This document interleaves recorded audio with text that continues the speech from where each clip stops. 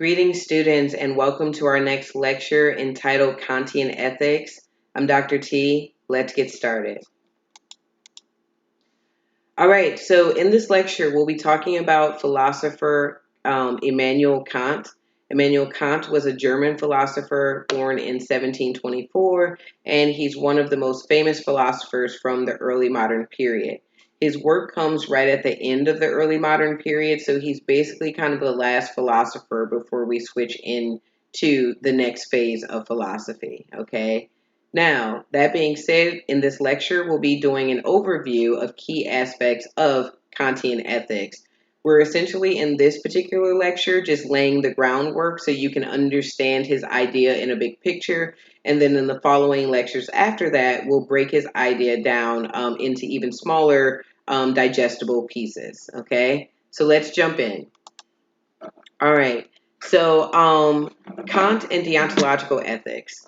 If you remember when I talked about the four types of ethical theories, deontological ethics was basically the one that is focused on intention versus consequentialist ethics that's focused on end result. So Kant was considered a deontological ethicist because of his focus on duty and intention. Kant believed that good was based in goodwill, and goodwill can only come forth from one's intentions because that's the only thing that we can essentially control, okay? So Kant set up what he called supreme moral law, which is kind of this ultimate way in which to engage with a given ethical situation, okay? And supreme moral law encompasses what he called categorical imperatives. I'll explain this a bit later in the lecture.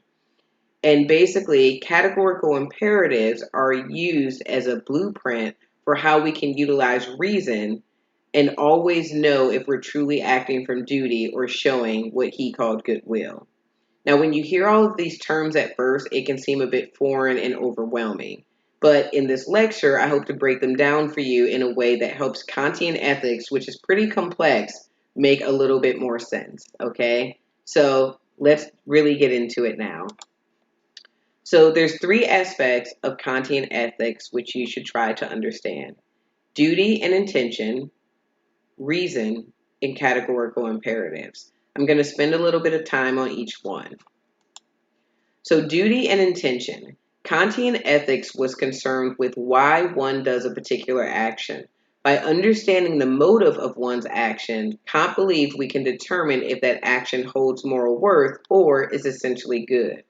In Kant's view, for an action to hold moral worth or to be good, the action must be done out of duty alone and not for any other reason. Okay? So this means that if your intention, that your intentions must be goodwill or doing the right thing simply because it's the right thing to do. Any other motivating factor basically will make your action exempt from holding true moral worth, even if it's the right thing to do. So let's back up here. What I'm saying essentially is for Kant, say you decide to help the homeless or you decide not to cheat on a test, okay? He basically looks at whatever action you take or that you don't take, and instead of looking at the end result and judging the morality of the action based off of that end result, instead, what Kant says is, well, why didn't you cheat on that test? Or, well, why did you help the homeless? So again, your motivation matters according to Kant, and your motivation will determine if an act is worthy of moral consideration or holds moral worth, okay? So for Kant, for something to truly be ethical and moral, then the motivation that you have for your action cannot be anything other than because it was the right thing to do, which is what duty is, okay? Now, it can't be because your parents said so, because it aligns with your religion, because it brings you some internal gratification. I help the homeless because it makes me feel good. Or because you're following the rules of society. This is what we're supposed to do. If any of those are your motivation for any action that you take, Kant, according to his rules, would say, well, yes, you did the right thing, but you didn't do it for the right reasons, so it doesn't count. So we can see here that under Kantian ethics, he sets a very, very strict standard for why you do what you do and setting motivations or explaining motivations for one's actions. Let's look at this through a couple of examples. So, scenario one, we have a student who volunteers to help kids learn to read and help feed the homeless because it'll look good on her resume. What would Kant say to this? Kant, of course, would say this is problematic, right? Because the student is doing the right thing by helping others, feeding the homeless, helping kids learn to read. That looks great on the surface. But right below the surface is the student's motivation. And their true reason for doing the good is because they're trying to basically stack their resume, okay? So in Kant's eyes, yeah, you did the right thing, but you're doing it for the wrong reasons. So it basically wipes out the good act, okay? Now, scenario two, a young child goes into a store to purchase a toy. The store clerk sees an opportunity where he could easily overcharge the boy for the toy and make a little extra money. However, he decides not to because he knows it will basically lead to a bad reputation for his store. Again, we have a scenario here where the store clerk is doing the right thing. You essentially shouldn't overcharge children or anyone for that matter. However, he's doing it with the wrong motivation. So understanding Kant's version of goodwill, he's not doing it out of goodwill because it's the right thing to do or good intention. He's doing it because he's looking out for himself, essentially. This third scenario, a man who's been cheating on his wife, he tells the truth about his affair because he feels guilty. In this case, the guy is essentially doing the right thing by telling the truth. He didn't do the right thing by having the affair, but in terms of telling the truth about the affair, he did the right thing, but once again, we find that it doesn't hold moral worth because he did it in order to ease his own guilt, okay? The final scenario, a young woman who does not have any desire to help volunteer at her church, she ends up doing it anyway because ultimately she knows that assuring people having basic needs of food and shelter is the right thing to do. This is the only scenario under Kant's notion of motivation, acting from duty, and acting from goodwill that would actually hold up and hold moral worth according to Kant. Because here, this person is doing it simply because it's the right thing to do. There's no reward because they actually don't have a desire to do it. And there's no necessarily consequence or thing that they're trying to avoid. They're simply acting from duty versus any other motivating factor. Okay. So, one last thing to point out in all of these first three scenarios, if the person had done, say, for example, the student had done the volunteering for the right reasons out of duty, but it also happened to help pad their resume, then Kant would be okay with that as long as the padding of the resume was not the motivating factor, but doing the right thing was. So you can still benefit from the acts you do, but the benefiting cannot be the reason or the motivating factor for your action. Okay. So this takes us to the next point, moral reasoning. For Kant, utilizing reason is key to Kantian ethics. Okay, you can think of reasoning here or reasons here as the rules. Okay, in Kant's view, human beings have internal built-in ability to reason and use logic. For Kant, he believed that that's essentially what makes us different from animals, our ability to think through things and reason through them logically, okay? And he felt that if we practice moral reasoning or we had certain rules and put rules in place for ourselves that we could train ourselves to use all the time, then we would learn to act from the right motivation of duty naturally versus acting from impulse. It would free us from our impulses by basically putting these rules or reason into place, okay? So, just if we think about math, right, we have a reasonable equation to understand mathematical concepts. 2 plus 3 is 5. We have a very clear cut logical way to achieve 5. Kant believed that we needed a reasonable, logical way to guide us and guide our moral action towards acting from duty all the time versus acting from impulse so that we can be our highest selves as human beings, okay? So he created what he calls categorical imperatives, which is again the third piece of the Kantian puzzle that you need to know in order to understand his big picture of ethics. So, categorical imperatives are rules that one must follow or abide by no matter what the circumstances, okay? You can think of it as it's imperative that you follow this particular rule unconditionally, basically, because it's essential to supreme moral law. Okay, so again, categorical imperative, just think of it as something everyone basically must do no matter what the circumstances. When we talked about the three different types of ethical theories, this would essentially fall under absolutist, right? This is just the right way to do things no matter what.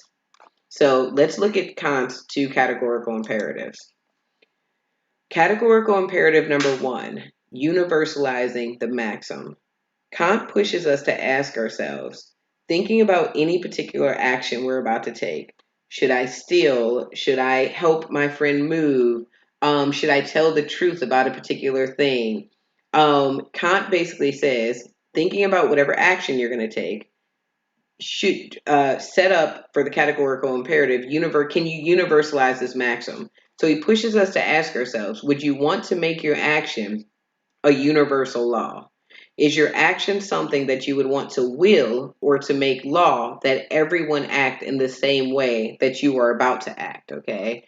So if you answer yes to this, yes, I absolutely would want to make what I'm about to do a universal law, then boom, you can move on to categorical imperative number two. If your answer is no, that you wouldn't want to make it a universal law, then you cannot proceed with your action. So imagine if you are about to lie about something in order to save your own skin, right? He would say, before you do this action, would you want to make a world, would you be okay in a world where everybody lied in order to get what they wanted? No, you want to tell a lie right now, of course, to benefit yourself, but you don't want to make that a universal maxim. You wouldn't want to make that a rule that people follow all the time. So therefore, you cannot lie based off of Kantian ethics, okay?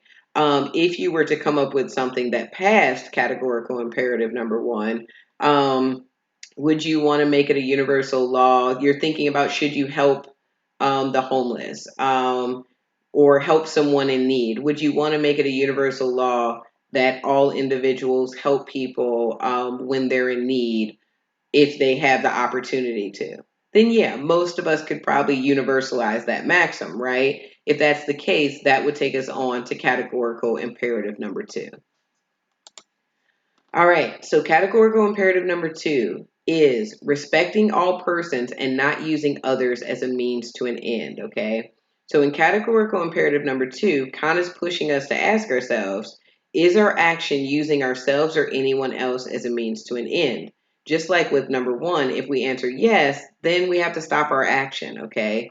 If we answer no, that we're not using another as a means to an end, then we've passed categorical imperative two. And if we pass categorical imperative two and we've met all other requirements, meaning we're acting from duty, so we're doing this because it's just the right thing to do, we would in fact want to make it a universal law, and we're not using anyone as a means to an end, then boom, we've hit the jackpot according to Kantian ethics. We essentially have achieved supreme moral law, okay? We're going to look at this a little bit more deeply in the upcoming lectures, but these are the key parts of Kantian ethics that you need to understand to kind of grasp his theory in practical application, okay? So, in closing, you now have all the key pieces, okay?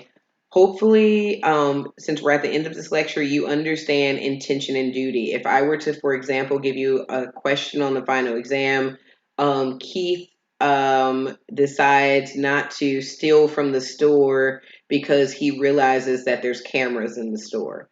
Keith is doing the right thing, of course, by not stealing from the store, according to Kant, but what he's doing it for the wrong reasons. He's doing it because he's afraid of getting caught and punishment versus because you shouldn't steal from the store. So make sure you can understand what good motivation or intention or goodwill is according to Kant. The other thing you should take away from this lecture, of course, is how he feels reason is essential to ethical, to morals, and also to our humanness, right? This will come back up later in this in the semester when we talk about free will. But just knowing that for Kant, reason is the thing that frees us and makes us different from animals.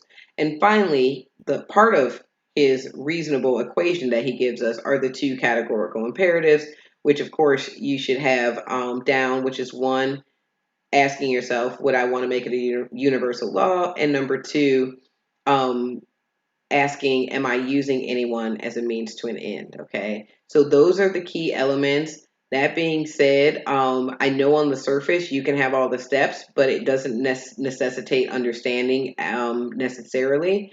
So in our next lecture, I'm going to break this down, put it into practice for you, and help you truly understand why he thinks all of these things are important. Why should we focus on intention versus consequence?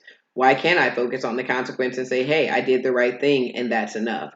I'll explain his reasoning behind his methodology. Okay? So, that being said, as usual, thank you all so much for your time.